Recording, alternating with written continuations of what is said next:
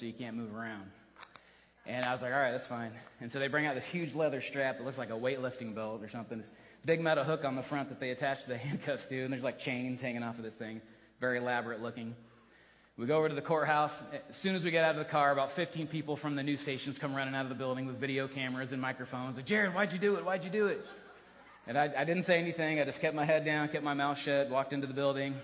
That was the shot they used on the news last night of me, or that night, walking into the building in slow motion with all the chains hanging off me, looking like a serial killer or something. So what I did was a felony. I could have gotten up to 5 years in prison. So considering that, the judge did go pretty easy on me. He gave me 7 days in county jail, which I don't know if he thought he was being funny, but he decided to split it up into weekends. So I'd have to go in on Saturday morning, turn myself in, go through the induction process. If you've ever been there, you know how it goes. You get strip searched. They check, make sure you're not sneaking anything in. You know, put you in the orange jumpsuit, send you in with the other inmates. Spend the night on Saturday. Sunday night, I got to go home. And then the next weekend, I had to go back and do that again. And the next weekend, I had to go back and do that again. And then that last weekend, I went. It was, since I had 7 days, Saturday was the last day. So at midnight, they put me out on the street to wait for a ride.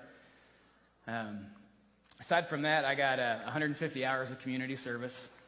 I got a pretty hefty fine because the school lost some money from having to be closed for a day. I got 3 years of probation. I got expelled from school.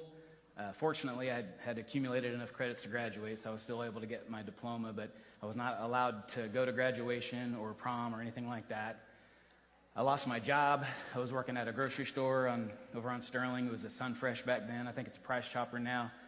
But after I was on TV, they got worried that customers were going to recognize me and be uncomfortable, so they put me on an indefinite suspension, but basically they were letting me go.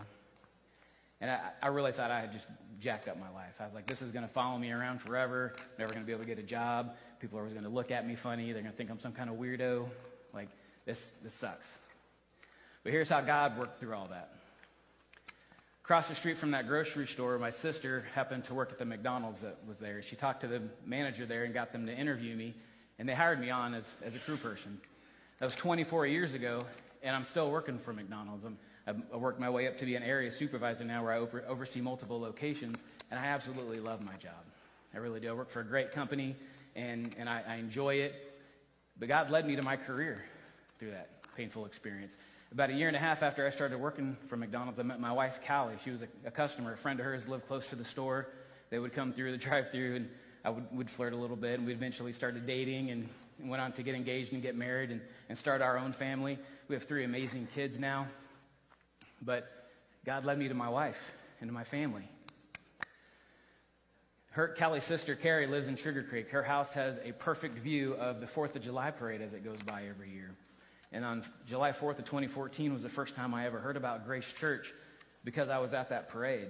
And before I knew Callie, I never even knew they had a parade in Sugar Creek. Apparently, it's one of the longest running ones in the country. I'd never even heard of it.